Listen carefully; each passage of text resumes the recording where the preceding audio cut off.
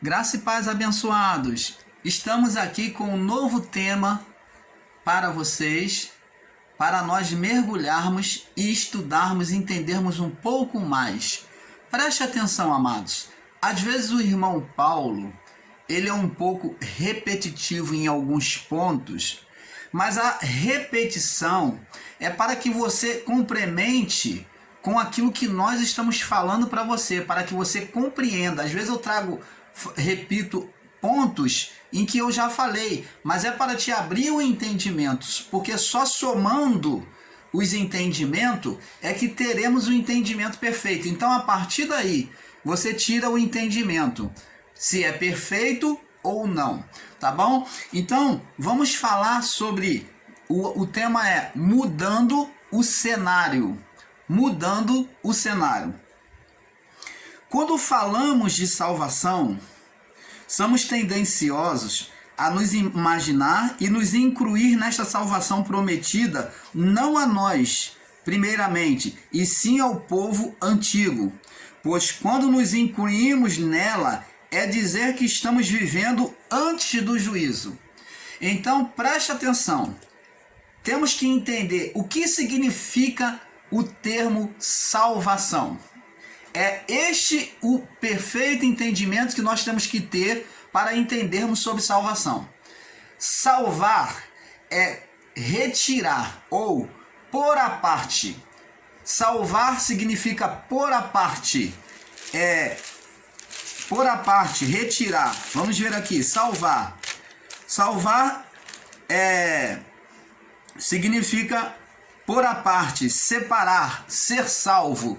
Então, o termo salvação significa retirar, pôr à parte e pôr a salvo. Então, o termo salvação é o sinônimo dessas palavras, né? São adjetivos desta palavra, de pôr à parte, de pôr a salvo e retirar. Nós vemos desde do início da história a salvação de Deus. Preste atenção. O irmão Paulo, como falou, às vezes é um pouco repetitivo, mas para que você vá entendendo que está tudo entrelaçado a palavra. Preste atenção. A primeira salvação de Deus para o homem, preste atenção, amados. A primeira salvação de Deus para o homem se deu no Éden. A salvação não é algo novo que vem hoje. A salvação, ela sempre existiu a partir do pecado. A salvação é a provisão de Deus em buscar trazer o homem de volta à comunhão. Vamos ver isso agora lá no livro de Gênesis, aonde acontece a primeira salvação de Deus. Vamos ver aqui no livro de Gênesis. No capítulo 3,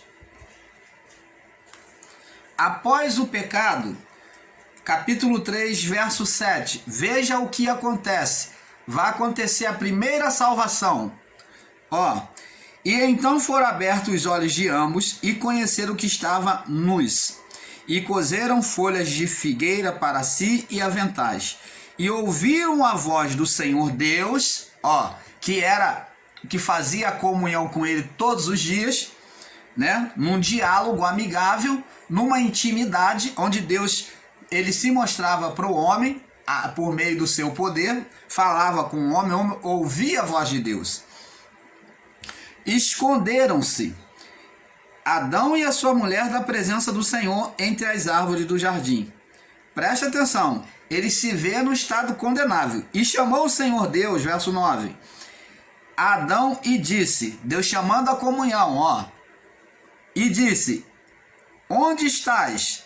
E ele disse, ouvi a tua voz soar no jardim e temi porque estava nu e escondi-me. Então vemos que o estado de condenação surgiu no homem. Aconteceu a morte espiritual. Entenda, morte espiritual é separação de Deus, separação de comunhão com Deus. Então o homem aqui, perante Deus, que lhe tornava vivo, agora não podia. O que ele fazia na sua atitude após o pecado? Ele se escondia. Por quê? Porque a sua mente, o seu coração, o condenava.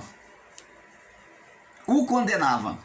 Então houve uma ruptura, uma separação na comunhão entre o homem e Deus.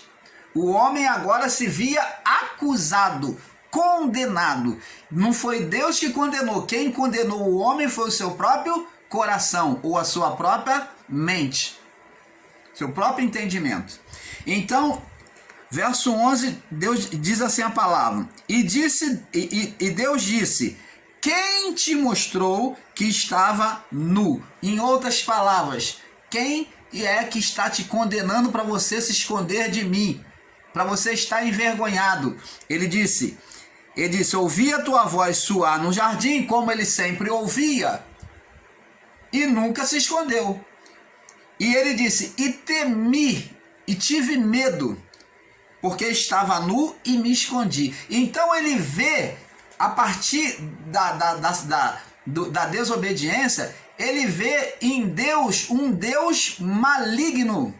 Ele agora tem uma imagem de Deus em que Deus vai sentenciar, castigar ele. Olha, e esta visão, este entendimento errôneo, muitos em graça têm tomado.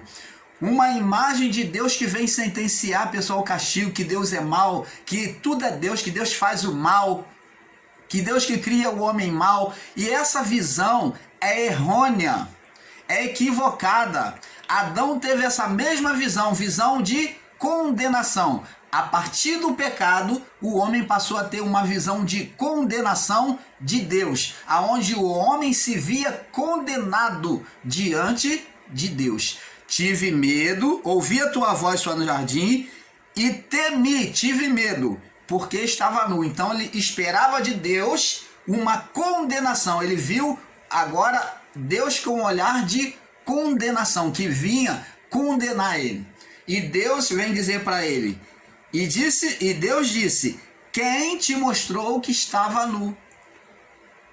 Deus não veio condenar. Ele falou, quem te condenou? Quem foi que te condenou? Aí Deus fala, comeste tu da árvore que te ordenei que não comesse? Então Deus falou, quem te condenou? Você comeu da árvore que eu falei que era para você não comer, não foi? Por isso que você está com esse mau desígnio a meu respeito ao se aproximar de mim. Você está entendendo, amado?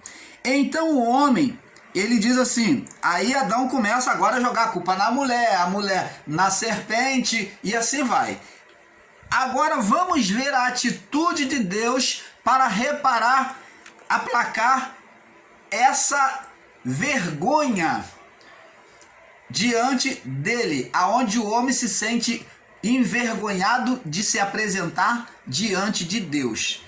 Para que o homem tivesse mais confortável na sua comunhão com Deus, é claro que não é mais uma comunhão direta, mas agora essa comunhão a partir do pecado vai ser uma comunhão indireta, porque o espírito está morto. Morto em que sentido? No sentido espiritual, para Deus. Ele está inoperante. Por quê? Porque ele está junto com a alma, com a vida do corpo que trouxe a condenação. Então o governo agora passou para Adão, entregou a quem? Ao espírito de Satanás, da vida do corpo. Então Adão criou um ser espiritual e agora no seu estado original, que agora iria dominar sobre a vida do corpo.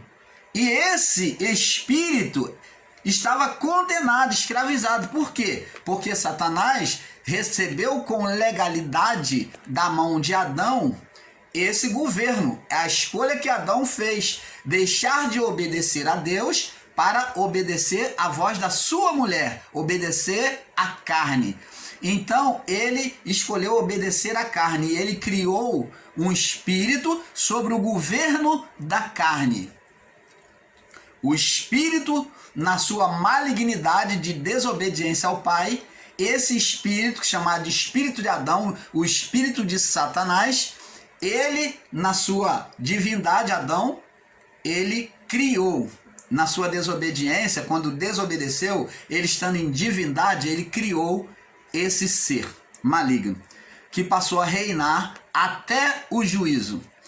Então, amados, vemos agora que Deus, para poder reparar isso, para poder manter a vida do homem, mesmo o espírito estando morto, subjugado, condenado sobre a vida do corpo, e aonde Satanás, ele, na sua legalidade, ele tinha poder de fazer permanecer aquele estado, porque ele recebeu o reino, nós vamos ver daqui a pouco. Então,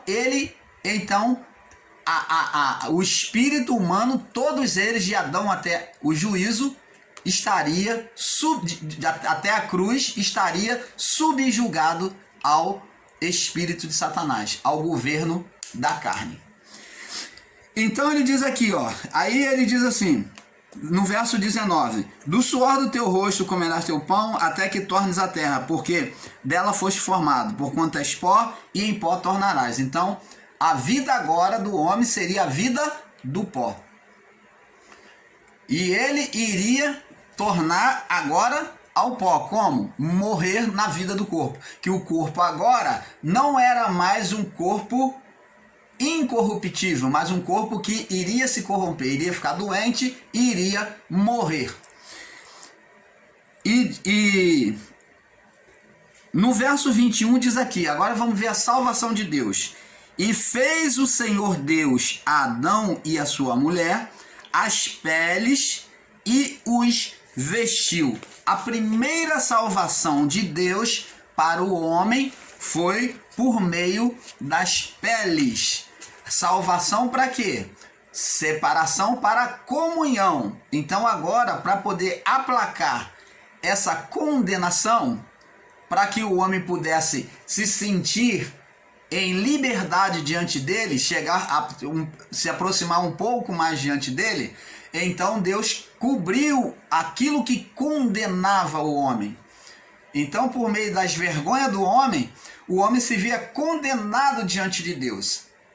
Agora Deus faz veste de animais, segundo dizem, sem costura, nos livros apócrifos, que não houve costura. Então, ali, o homem agora podia ter uma comunhão de forma parcial, não mais uma comunhão com os céus abertos, com o Éden, com o portal do Éden aberto a ele como era antes, porque havia condenação sobre a vida do corpo. Então, abençoados, vamos prosseguir aqui.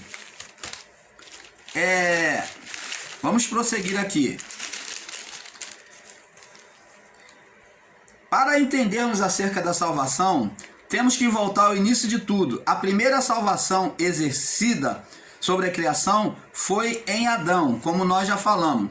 Em Adão, Gênesis 3, do 9 ao 11, e Gênesis 3, do verso 21. Essa foi a primeira salvação de Deus para o homem. A salvação, a provisão de Deus, para o homem, para a comunhão. A salvação é voltar à comunhão. Salvar é voltar à comunhão. É pôr a salvo, É pôr a salvo, separar. Então, preste atenção. Existe um grande equívoco da parte de alguns em pensar que Jesus veio ao mundo para levar as pessoas para dentro das chamadas igrejas ou templos religiosos. Mas esse ensino é totalmente enganoso e equivocado. Nós vemos, se tivermos um pouco de percepção, você pode ler já no livro, no início de Mateus, nós vamos ver que Jesus o tempo todo ele entra numa luta, num combate contra o sistema religioso, já na sua época. O seu combate é contra os ensinos dos saduceus e dos fariseus, dos escribas e dos principais sacerdotes. Eles é quem liderava sobre o povo, dominava. A religião, já antes, ela sempre dominou. Os maiores impérios eram religiosos.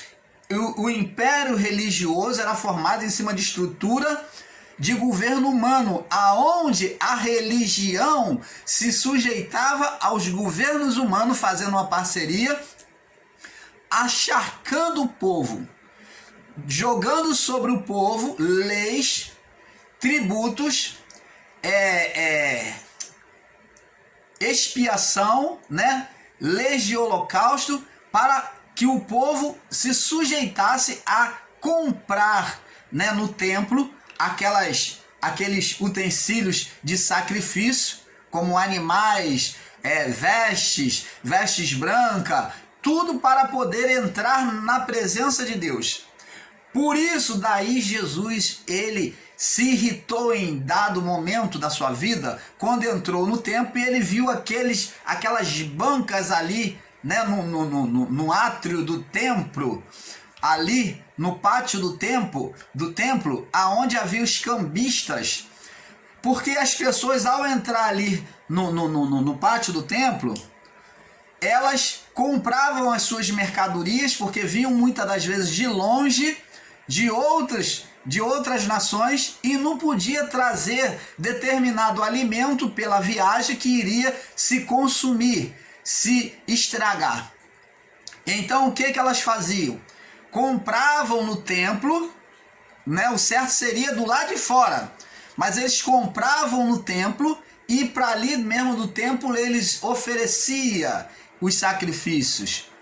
Apresentava-se diante dos sacerdotes e oferecia os sacrifícios.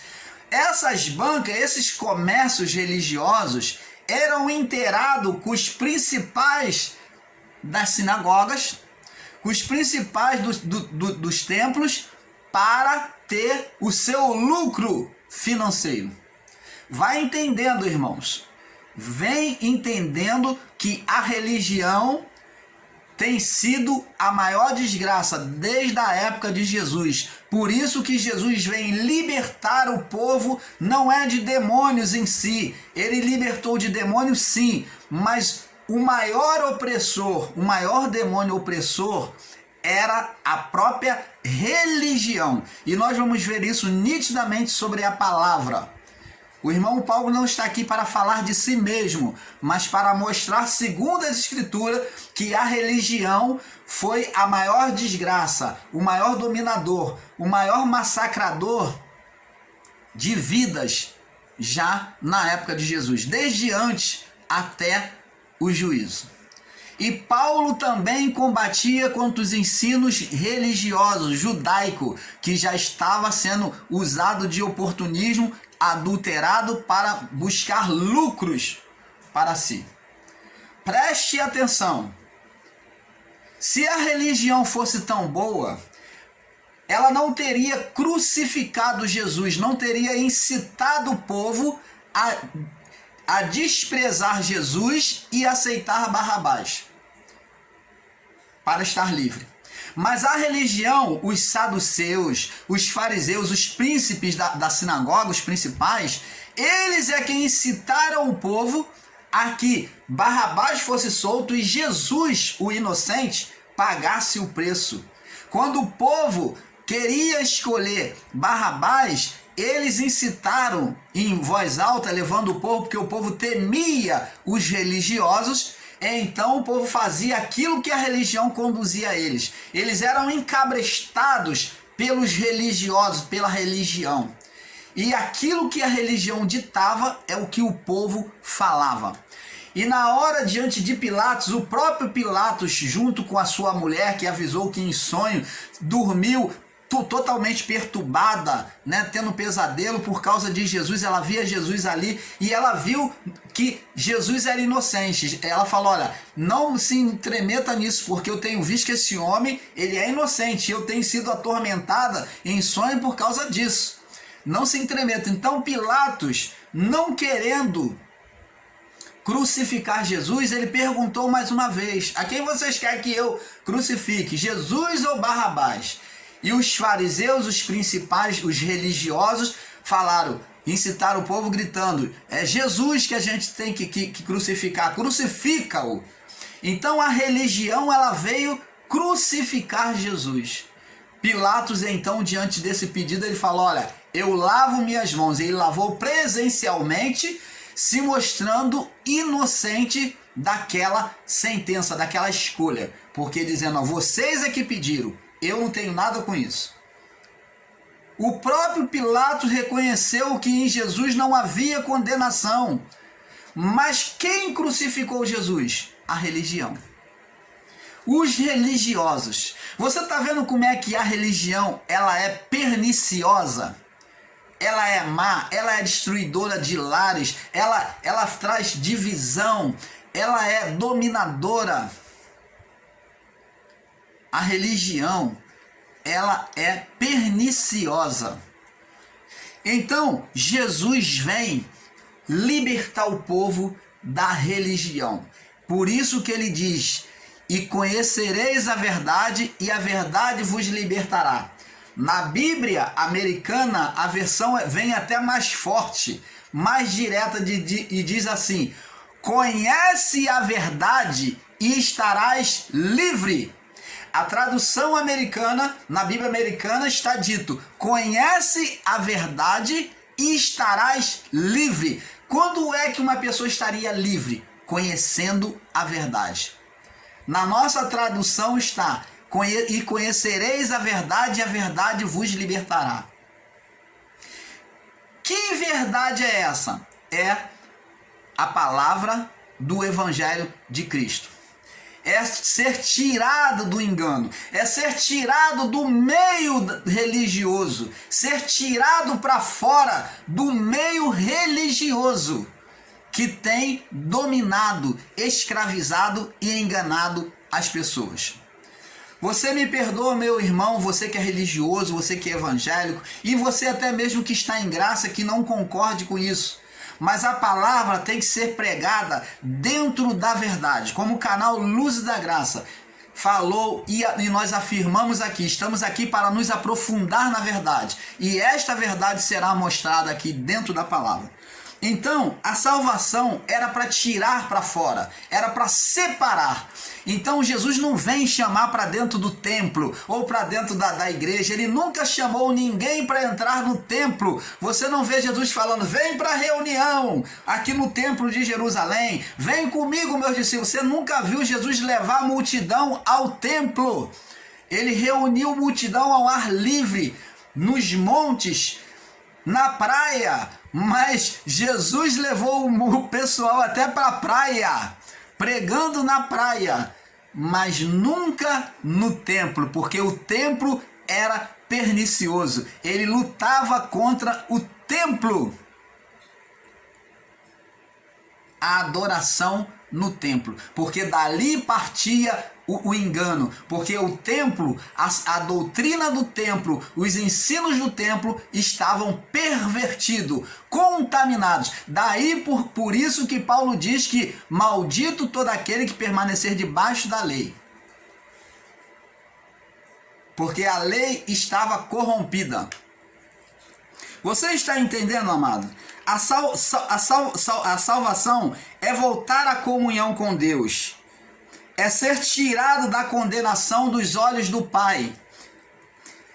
Vemos que Adão foi tirado da condenação de forma parcial, né? Através das vestes. Ele se cobriu com folhas de figueira, que representa a religião de Israel, a folha da figueira, né? A figueira representa a religião de Israel, a fé israelita, a fé religiosa, que duraria pouco tempo e iria se romper. Eles estavam cobertos, eles não estavam nus, mas aquilo ainda incomodava ele. Você vê que a religião ela não completa a pessoa, ela não completa na sua consciência diante de Deus. Você vê que as pessoas estão debaixo da religião, elas consideram que tem que estar sempre dentro da igreja para poder estar espiritual, ou estar bem com Deus, ou para que vá tudo bem na sua vida. Elas já são ensinadas que tem que ir para a igreja, tem que ir. Isso está acontecendo na minha vida porque eu não fui para a igreja hoje, por isso que nada está dando certo. As brigas estão acontecendo porque eu não fui para a igreja hoje. Que ensino é esse? Você vê que a religião ela cativa na mente, e Jesus veio libertar dos ensinos errôneos na mente, no coração. A pessoa ela considera que tem que ir para a igreja para poder tudo ir certo. E isto não é verdade. A comunhão com o Pai é em qualquer lugar. Porque Deus ele é onisciente, onipresente e onipotente. Deus está presente em todos os lugares. Ele é o Todo-Poderoso, ele sabe de todas as coisas. Então, amados, vemos que Adão foi tirado da condenação de forma parcial, com uma garantia de que um dia seria tirado dela. Você vê que Adão peca, mas agora na sentença, Jesus ele diz que a semente da mulher iria esmagar a cabeça do espírito de Satanás, da serpente. Então vemos que Jesus ele diz isso. Vamos lá. A partir daí, a carne começa seu domínio ao ponto de cometer atrocidades, matança e prostituição tal, que Deus vem exterminar a criação. Vamos lá, Gênesis 6. O extermínio da criação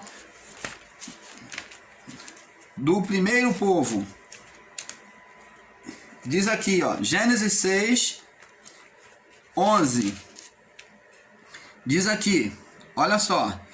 E a terra, porém, estava corrompida diante da face de Deus, e encheu-se a terra de violência. Viu Deus a terra, e eis que estava corrompida, porque toda a carne havia se corrompido o seu caminho sobre a terra. Então, na época dos descendentes de Caim, né, aonde Noé estava vivendo aquele período, havia uma corrupção de pecado. E o que Deus veio fazer por meio de Noé? Mandou que ele fizesse uma arca, porque a arca seria o meio de salvação. Ela iria salvar, separar os que iria ser salvo. O convite de salvação, como o canal Luz da Graça ensina, Deus não faz acepção de pessoas. O convite de salvação foi a todos, só que eles, na sua devassidão, no seu pecado, eles não quiseram ouvir a voz de Deus por meio de Noé e a sua família. Então eles não deram nenhum ouvido, e houve muito tempo para eles se voltarem para Deus, ouvir a palavra, mas mesmo assim não quiseram ouvir a palavra de Deus dita por meio de Noé, de que o dilúvio iria sentenciar aquela geração má. Então veio o dilúvio, que separou, condenou aqueles que estavam na devassidão, no pecado, não quiseram ouvir a Deus. Olha, foi opcional, a salvação sempre foi opcional, querer ou não, aceitar ou não, sair ou não daquela situação. Então, foram salvos apenas 8. Noé e as suas 3 noras, os seus 3 filhos, a sua mulher e ele. 8 pessoas foram salvas por meio da arca, junto com os animais que vinham para dentro da arca pelo mandado de Deus. Você está entendendo, amado? Então, vemos que em meio à sentença que está prestes a vir sobre aquele mundo de Noé, há um convite de arrependimento. Deus deixa uma opção para ser salvo. Apesar de muitos ensinadores em graça ensinarem que a salvação, com acepção de pessoas, eleitos e não eleitos, salvo e não salvo, filho da salvação e filho da perdição, Deus nunca no seu coração nunca formou um povo escolhido. Deus nunca formou um povo escolhido. O povo escolhido de Deus seria aqueles que ouvissem a voz do Evangelho, a voz de Deus para a salvação. Israel foi tomado como um povo escolhido. Então, Israel foi tomado como povo escolhido por causa da partida da criação, onde Deus formou outros povos. Então, é ignorância considerar que o povo israelita é um povo especial. O irmão Paulo, com entendimento errôneo no sistema, também entendia, assim como muitos ensinam em teologia, que o povo de Israel é o povo escolhido. Entenda, amados e abençoados, o ponto de partida da criação se formou um povo, uma nação israelita, que daí sai todos os povos. Lembra lá na Torre de Babel? Lembra lá na Torre de Babel? Lá no período de Nimrod, veio lá do início da criação. Agora, Deus, por meio de uma nação, ele escolheu para propósito. Então agora entendi, irmão Paulo. Deus escolheu Israel para propósito de serviço, para propósito de se mostrar a este mundo, a esta criação, a vontade dele. Mas não escolheu Israel para a salvação, porque se Deus tivesse escolhido Israel para a salvação, aí sim ele teria elegido todo Israel, todo israelita seria eleito de Deus, e nem os israelitas não tinham nem passado pelo juízo. Paulo não tinha necessidade de pregar o que ele estava pregando, nem os discípulos de se converterem. Não tinha necessidade da manifestação de Deus sobre a igreja primitiva, porque eram tudo em povo israelita. Se o povo israelita era um povo escolhido para salvação, então eles não tinham necessidade de se pregar a palavra de Deus para eles, porque ele já era escolhido. Ou é ou não é escolhido. Você está entendendo, amado? Mas a escolha de Deus foi para propósito.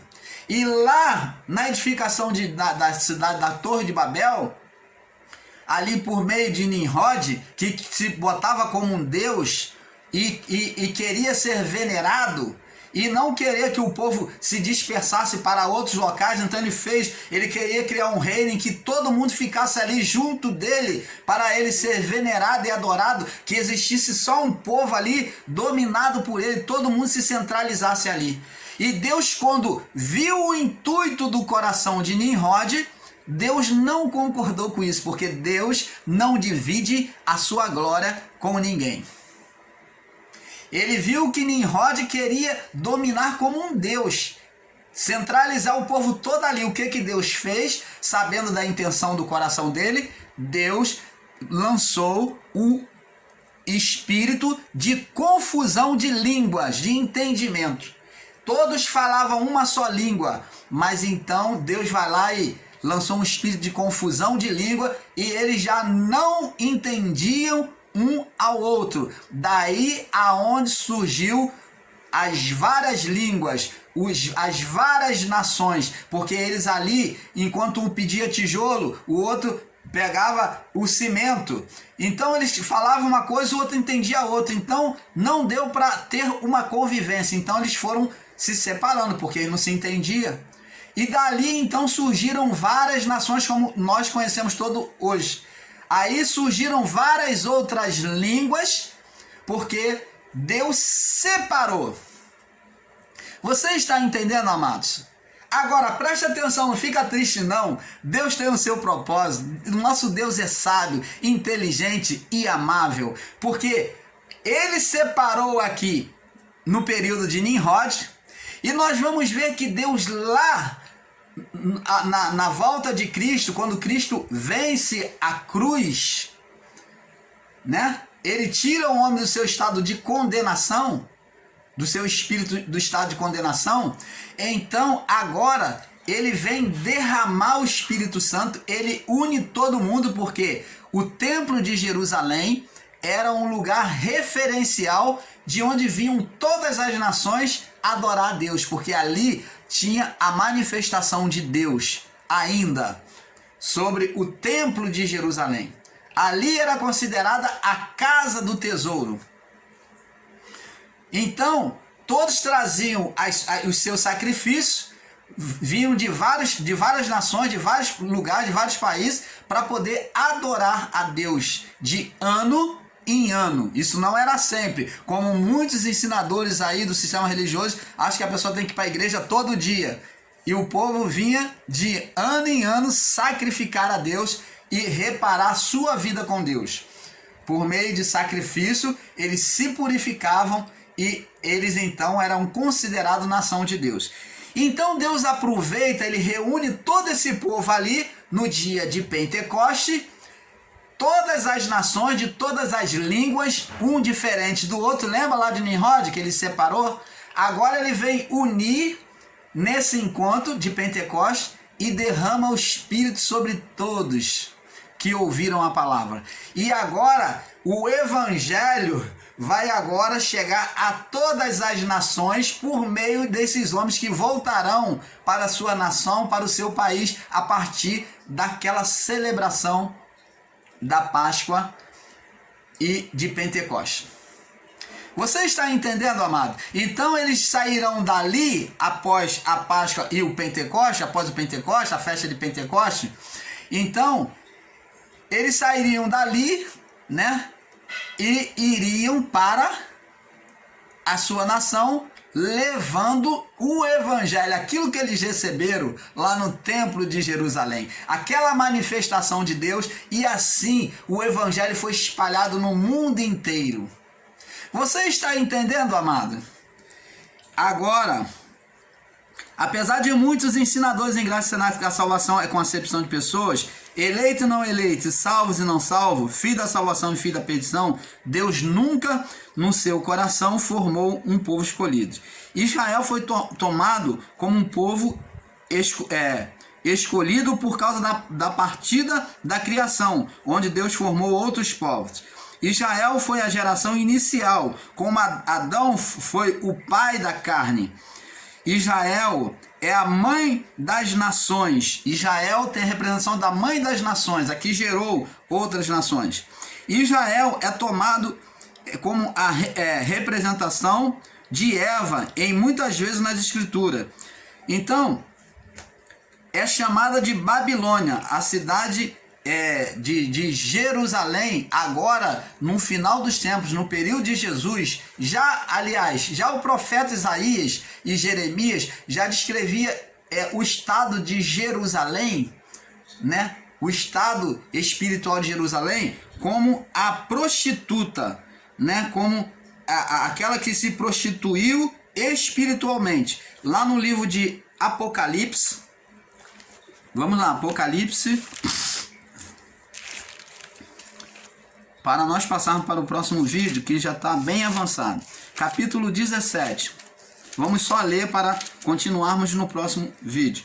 17, do verso 1 ao 6, diz assim: E veio um dos 7 anjos que tinham as 7 taças. Falou comigo dizendo: Vem, mostrar-te-ei a condenação da grande prostituta que está assentada sobre muitas águas, sobre muitos povos. Água significa povos, nações, que domina sobre muitas nações, com o qual fornicaram os reis. Quer dizer, eles fizeram a religião fazendo parceria com os reinos humanos, dominando o povo, com o qual fornicaram os reis da terra e os que habitam na terra, e se embebedaram com o vinho da sua fornicação. Então ele levou-me em espírito ao deserto, e vi uma mulher sentada sobre uma besta com cor de escarlata, estava cheia de nomes de blasfêmia, e tinha 7 cabeças e 10 chifres. A mulher estava vestida de púrpura e de escarlata, e adornada com ouro, pedras preciosas, pérolas, e tinha na sua mão um cálice cheio de abominação e da imundícia da fornicação. E na sua testa está escrito: Mistério: a grande Babilônia, mãe das prostituição, abominação na terra. E vi que a mulher estava embriagada com o sangue dos santos e o sangue das testemunhas de Jesus. Vendo-a, eu maravilhei-me com grande admiração. E o anjo me disse: por que te admiras?